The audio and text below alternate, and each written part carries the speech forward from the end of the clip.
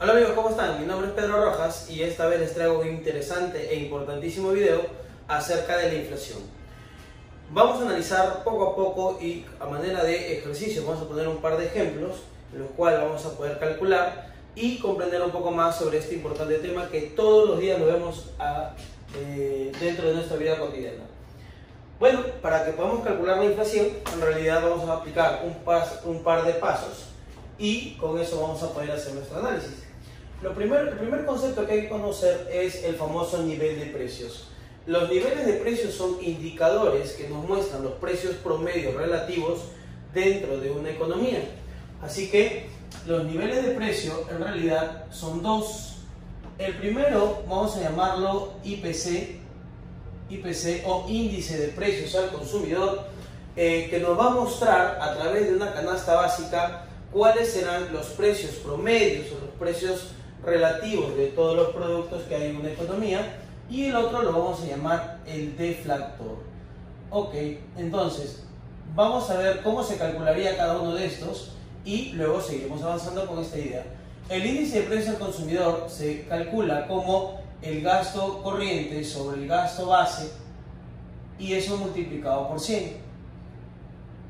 Entonces, para que podamos calcular nuestro gasto corriente, vamos a hacer uso de la siguiente fórmula. La siguiente fórmula será el precio del periodo corriente multiplicado por la cantidad del periodo base sobre el precio del periodo base y multiplicado por la cantidad del periodo base, y a todo eso lo vamos a multiplicar por 100 para que nos muestre el indicador del IPC. Ahora, el deflactor lo vamos a calcular como el PBI nominal sobre el PBI real y todo esto multiplicado por 100. Ahora, solamente si es que no recordamos cómo hacer el cálculo, se calculaba esto como el precio corriente por la cantidad corriente. Ese era nuestro PBI nominal o producción a precios corrientes, a precios del periodo que estamos evaluando, sobre el precio del periodo base por la cantidad del periodo corriente. Entonces, el PBI real, entonces lo que hacemos es congelar el precio a periodos base para eliminar el sesgo de la inflación. A esto lo vamos a multiplicar por 100 y eso será nuestro deflactor. Cualquiera de los dos van a ser indicadores de precio. La diferencia que hay entre el IPC y el PBI real es la siguiente. Si yo tengo una economía en la que hay muchos productos, ¿de acuerdo? Que se van a fabricar dentro de esta economía, y yo quisiera evaluar el precio promedio de todos los productos en su conjunto, entonces estaremos hablando del deflactor de PBI, porque se cuantifica la producción en total de todos los bienes y servicios producidos dentro de una economía dado un periodo específico. En cambio, si lo hago a través del IPC, voy a tomar una muestra que me dice cuáles son los productos más importantes de esta economía y cuáles aquellos que la gente recurre más a su compra. Entonces, básicamente la diferencia está en que una me muestra o va a hacer en base a una muestra de los productos que hay en la economía, y el otro es en términos generales, en términos globales. Sin embargo, los dos me van a dar una información muy parecida y con un margen de error bastante pequeño. Ok, una vez que hemos calculado ya nuestro IPC o deflactor, podemos pasar a hacer el cálculo de inflación. Entonces, supongamos que mi nivel de precios sea el IPC o el deflactor para un determinado periodo, digamos 2018 al 2019. ¿Esto qué me quiere decir? Vamos a ver, 104 a 107. Me está diciendo lo siguiente, que en el año 2018 los niveles de precio promedio ascendían a 102. No tiene unidades, no es un porcentaje, simplemente es un indicador. Ahora, ¿qué le está pasando al 2009? Claro, como lo acabas de ver, los niveles de precios se están incrementando, lo cual implicaría que en promedio, porque no significa que todos los productos van a funcionar igual, pero sí en promedio la tendencia de los precios es al alza. ¿Ok? Claro, porque dentro de la economía algunos productos serán más caros, otros más baratos, pero la tendencia en términos generales va a ser al alza. Esa es la información que nos muestra el nivel de precio, ya sea el deflactor o el IPC. Muy bien, una vez que ha quedado más o menos comprendido esta idea, podemos calcular la inflación. Básicamente voy a tener una fórmula general que será la del nivel de precios final, o voy a llamarle 1, menos el nivel de precios inicial sobre el nivel de precios inicial, que es 0. Y a esto lo vamos a multiplicar por un 100 para que el resultado nos muestre el valor porcentual. Entonces, por definición, la inflación va a ser la variación porcentual de los niveles de precios que hay dentro de una economía. Ok, entonces, vamos a hablar un poquito más acerca de la inflación. ¿Qué ha pasado cuando los precios relativos tienden a subir? Bueno, la primera definición que nosotros habíamos comentado hace un segundo es que la inflación muestra el cambio porcentual que hay en los niveles de precio. Pero ¿qué ocasiona este cambio porcentual en los niveles de precio? ¿Cuál es el efecto que se genera? Bueno, el primer efecto es efectivamente lo que la gente conoce como el alza de los precios.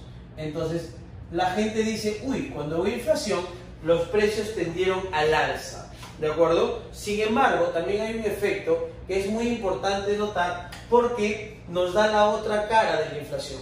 Si bien es cierto, los precios suben, también podríamos decir que nuestro dinero vale menos. Es decir, que como todo está más caro, en este caso en la economía, el poder adquisitivo de un billete que nosotros tengamos vale menos. Entonces, también podemos definirlo como cuando se presenta un alza en los precios, que el valor del dinero se contrae o se desgasta el valor del dinero. Listo. Entonces, cada vez que nosotros empecemos a hablar de inflación a partir de ahora, tú que estás escuchando desde el otro lado, vas a saber que la inflación lo que genera es el alza de los precios, pero a la vez también genera una pérdida del valor monetario, lo cual indicaría que tu dinero, el dinero que tienes en tu bolsillo, cada vez vale menos. ¿Qué quiere decir? Por ejemplo, si el día de hoy tú puedes comprar con unas 50 unidades monetarias, ¿de acuerdo? Puedes comprar, digamos, un saco de arroz, ¿ok? Si hubiera inflación, ¿qué quiere decir? Que tendría que pagar más por el saco de arroz. Entonces, mis 50 soles ha perdido valor, ya no me alcanza para comprar lo mismo, ¿ok? Y esa es la idea que encontramos dentro de la inflación, que genera doble efecto.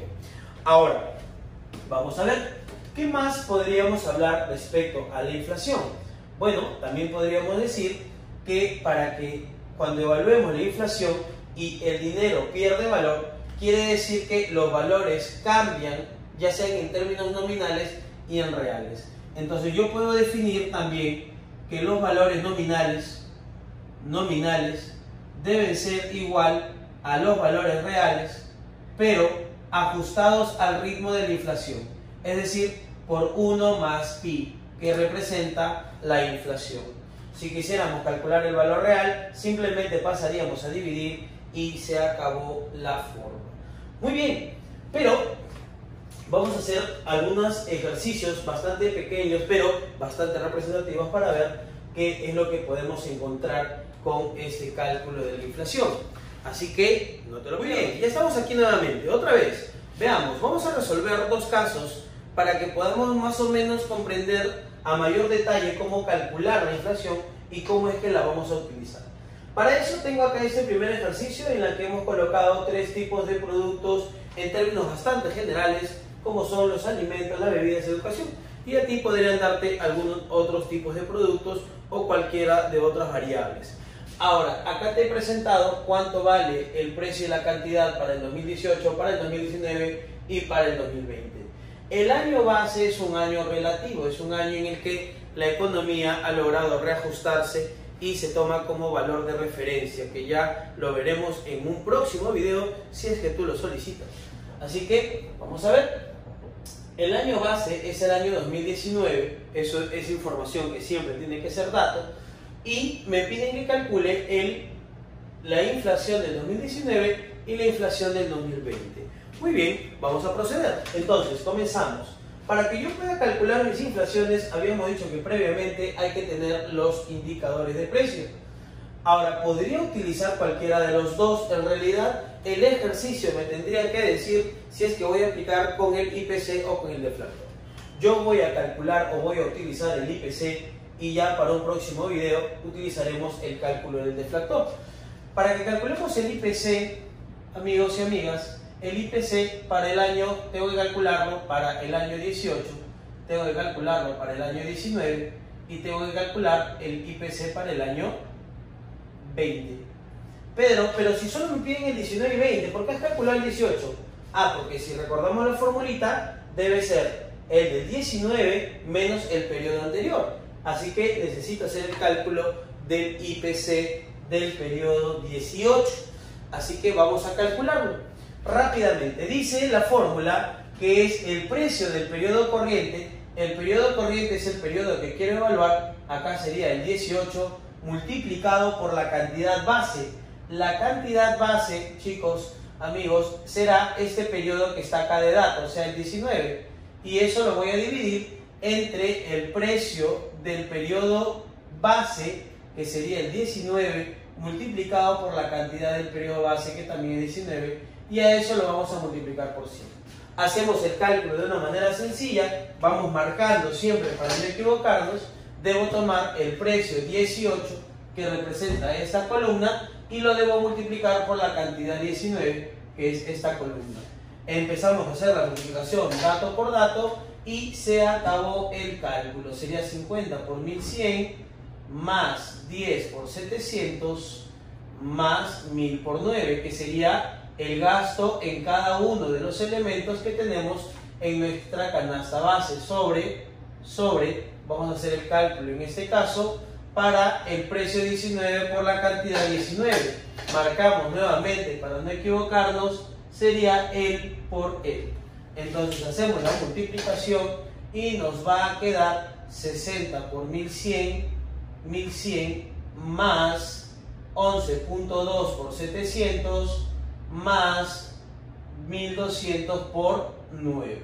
Y listo, metemos esto en la calculadora, lo multiplicamos por 100 y el resultado nos debe quedar más o menos aproximadamente 83.88.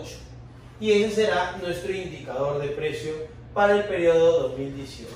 Para el 2019 aplicamos la misma operación. Tendríamos el precio del periodo corriente, que es el 19, multiplicado por la cantidad del periodo 19, que es el periodo base, sobre el precio base por la cantidad base. Todo esto multiplicado por 100, pero notaremos que en este caso, como es mi periodo base el año 2019, en ese periodo nuestro IPC y el deflactor siempre nos va a botar 100, porque es el periodo de referencia, y a partir de ahí empezaremos a contabilizar si los precios tienden a subir o tienden a bajar. Así que este tendrá siempre un indicador 100 porque es la base. Y el IPC para el 20 haremos lo mismo, precio corriente 20 multiplicado por la cantidad número 19 sobre el precio 19 por la cantidad 19. Multiplicamos por 100 para que nos arroje el resultado y haremos lo mismo. Voy a multiplicar la columna P20, que debe estar por acá, precio 20 multiplicado por la cantidad 19. Hacemos el cálculo de cada uno de los valores, multiplicamos columna con columna, lo dividiremos entre precio y Q19, que me va a dar el mismo valor que está acá, y yo voy a proceder a hacer el cálculo mental, y esto de acá me debe quedar en 117.932 casi, y ya tenemos los valores de los IPCs para cada periodo. Una vez que ya tengo este valor, lo siguiente simplemente consiste en calcular los valores de la inflación. Entonces acá vamos a calcular primero para el 19, y eso nos dará el IPC del periodo 19, que vale 100, menos el IPC del periodo anterior, siempre con el anterior, que vale 83.88 sobre 83.88. Eso lo metemos en la calculadora, multiplicado por 100 para que nos arroje su valor porcentual, y nos debe quedar el 19.21%. La misma idea hacemos con el periodo 2020, y el 20 nos debe quedar, la inflación para el 20 debe ser el IPC del 20, que vale 117.32, menos el periodo anterior, que vale 100 sobre 100.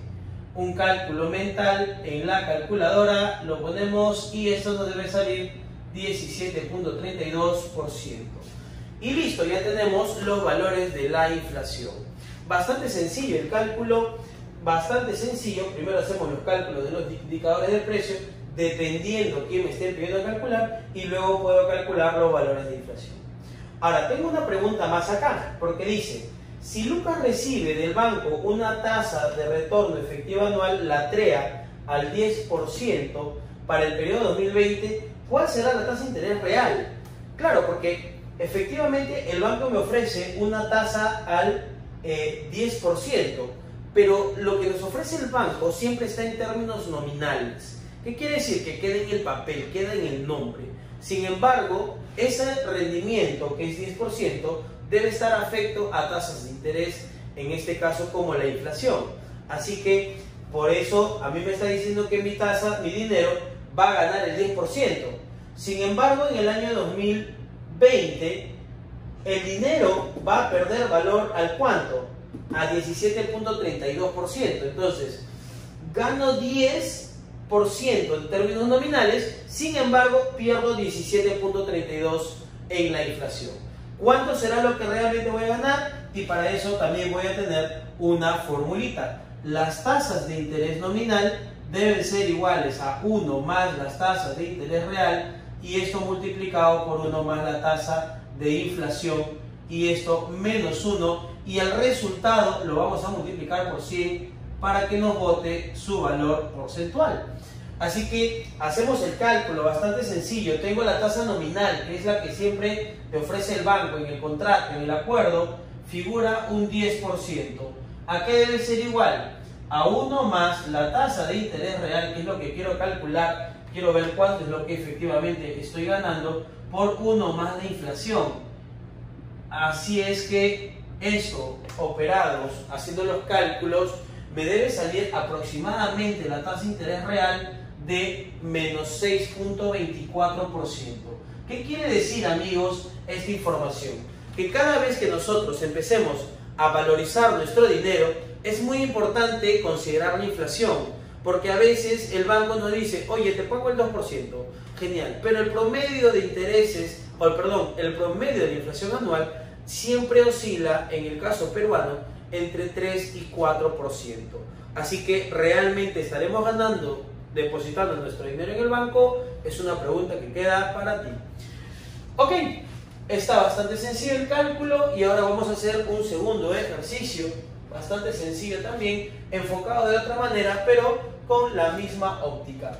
Entonces, acá tengo los meses de enero, febrero, marzo, abril y mayo, y tengo los valores del interés del IPC, que me están dando el 112, 118, y además tengo los valores de la inflación. ¿Ok? Entonces, acá me están pidiendo primero que calcule la inflación del primer trimestre del periodo, ahora, o del año que me piden evaluar. Para que yo calcule la inflación, efectivamente yo te dije que teníamos que utilizar los niveles de precio. Sin embargo, en este caso, si yo quisiera aplicar mi lógica, yo siempre voy a hacer así. El primer trimestre debe ser enero, febrero y marzo.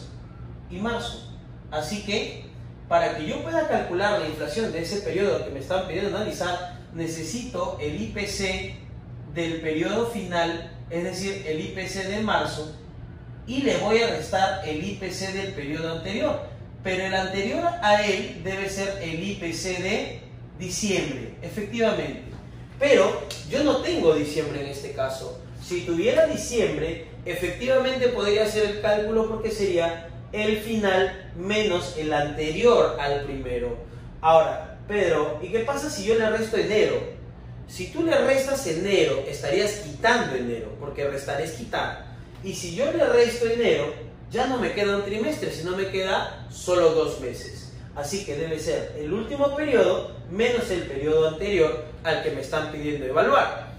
Bien, dicho eso, sé que no puedo aplicar esta ecuación o esta forma, debido a que no tengo el IPC del periodo anterior, que es diciembre. Sin embargo, tengo los valores de la inflación. Y yo debo conocer otra fórmula más, que es la formulita de la inflación acumulada. De hecho, simplemente me va a servir para que yo agrupe inflaciones. Entonces, ¿cómo las agrupo? No las sumo, no se suman los porcentajes. Tengo que agruparlos. ¿Cómo los agrupo? 1 más la primera inflación por 1 más la segunda inflación, y así puedo ir agrupando, amigos, hasta que lleguemos a la inflación que queremos. Y listo. Entonces voy a aplicar esta segunda fórmula para que yo pueda hacer el cálculo de esa inflación que aparentemente no se iba a poder resolver con el método del IPC. Así que empezamos. ¿Qué debo tomar entonces? Como quiero el primer trimestre, debo tomar los 3 meses de inflación, es decir, enero, febrero y marzo. Así que hacemos el cálculo respectivo. 1 más la tasa de inflación del primer periodo, 6.67%, por 1 más la inflación del segundo periodo, que es 5.36%, por 1 más 2.54%, y a todo menos 1, y a la respuesta por 100. Entonces, así podría ir acumulando porcentajes de tal manera que tengan toda la inflación del periodo que me piden evaluar. Eso entonces va a depender del dato que nos presenten. Si nos dan de dato el IPC, pues podemos operar con el IPC. Si nos dan de dato la inflación, utilizamos la inflación para hacer el cálculo. ¿Ok? Entonces, hacemos nuestro cálculo más o menos así, cadenteando, debe salirnos en 15.28%. Y esa será la inflación de ese primer periodo. Ahora, vamos a ver algo más. ¿Cómo se aplica o cómo aplicarías esto tú a tu vida cotidiana? Porque a veces decimos, bueno, hemos aprendido a calcular la inflación, pero ¿para qué nos sirve? Bueno, vamos a ver cuál es la aplicación en nuestra vida cotidiana. Mira, dice, a inicio del año, supongamos que tú que estás del otro lado, me dice, oye, vamos a llamarte Juan. Juan tiene un sueldo de 830 unidades monetarias. Genial. Eso puede ser en el caso de soles, en algún otro país pesos, dólares, lo que sea. Me dicen a cuánto o cuál será su salario real a fines del primer trimestre. Claro, porque a mí nominalmente, o sea, en billetes me están pagando 830 unidades monetarias, pero habíamos dicho que la inflación hace que el dinero pierda su valor. Así que vamos a ver cuánto es lo que efectivamente estaría ganando nuestro amigo Juan, ¿de acuerdo? Cuando se aplicó esta inflación al 15.28%. Entonces, para eso voy a tomar esta formulita que habíamos colocado por acá de los valores nominales y valores reales y diremos, oye, Juan, ¿cuánto está ganando nominalmente? Juan está ganando nominalmente 830. Nominalmente significa en billetes y monedas, ¿ok? Lo que yo no sé es cuánto es su valor real, cuál es el poder adquisitivo que tiene él con ese billete, con 1 más la inflación, que me queda en 15.28%. Esto, haciendo los cálculos respectivos, nos debe quedar un aproximado de 720.25 unidades monetarias.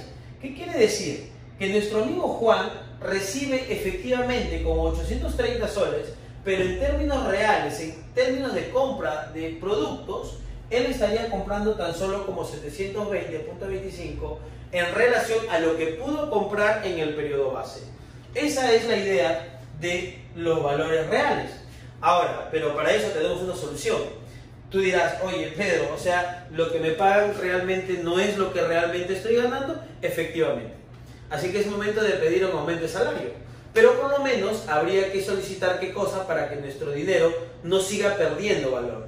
Tendríamos que ganar, como tú muy bien lo estás pensando, lo mismo por lo menos de lo que cambia la inflación. Es decir, si la inflación va a aumentar un 10%, eso significaría que todos los productos cuestan 10% más caros, de tal manera que tú también tendrías que ganar, por lo lógico, un 10% más, efectivamente. Entonces, ¿cuánto debe subir o a cuánto debe subir su salario para no afectar su poder adquisitivo? Es decir, para que sigas comprando las mismas cosas que comprabas inicialmente antes de la inflación. Bueno, entonces quiere decir que yo realmente voy a querer ganar 830 soles ahora. Claro, eso sería lo que quiero que realmente gane para que no me afecte. Así que los valores nominales, lo que me tienen que dar en billetes y monedas, amigos, debe ser 830 por 1 más el valor de la inflación, que es 15.28%, así que los valores nominales nos deben quedar más o menos en un aproximado de 956.28, si es que no me falla el cálculo. Entonces, dicho esto, quiere decir que si tú quisieras seguir ganando lo mismo, por lo tanto deberíamos ajustar nuestros valores nominales por lo menos un 15.28%. Ahora, ya sabemos que por qué los salarios mínimos siempre tienden a subir, debido a que se deben reajustar a los ritmos de inflación, de tal manera que en términos reales la gente no pierde el poder adquisitivo, lo cual haría que pueda comprar menos de lo que compraba al inicio del periodo. Muy bien, eso ha sido todo por esta vez, amigos. Espero que haya sido de su agrado. Esta vez ponle like al video, activa la campanita y ya nos vemos en una próxima entrega. Si es que tienes algún tema de interés, no olvides dejar tus comentarios abajo para que de esta manera pueda preparar un material para ti. Muchas gracias, hasta pronto.